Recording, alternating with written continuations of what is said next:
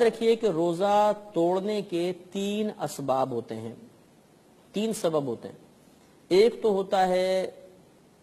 Intercourse کرنا، جس کو مطلب یہ بیوی کی سے قربت کر لینا مثال کے طور پر، یا قربت کے علاوہ کسی بھی ذریعے سے انسان کے بدن سے مطلب اس پہ غسل کا واجب ہو جانا۔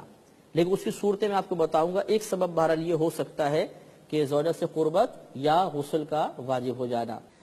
اب ہم اگلی چیز کی طرف آتے ہیں، یعنی زوجہ سے قربت اگر کسی نے حالت روزہ میں کی تو اس سے بھی روزہ ٹوٹ جایا کرتا ہے،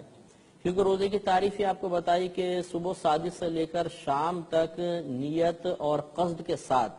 کھانے پینے اور زوجہ سے قربت وغیرہ سے رک جانے کا نام روزہ ہوتا ہے۔ لہذا اگر کسی نے زوجہ سے جان بوجھ کے قربت کی تو پھر یہ روزہ ٹوٹ جائے گا۔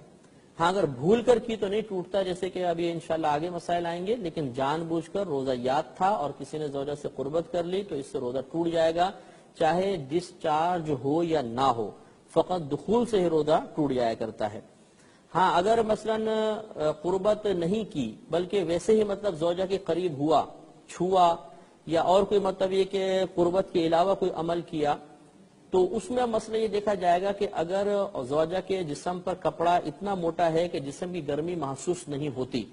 اور اب اگر چھوا اور انزال ہو گیا، مثال کے طور پہ ڈسچارجنگ ہو گئی ہے، تو اس سے روزہ نہیں جائے گا،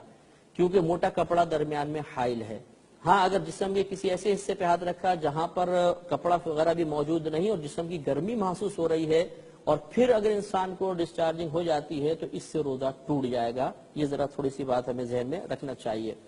باقی مطلب یہ کہ اگر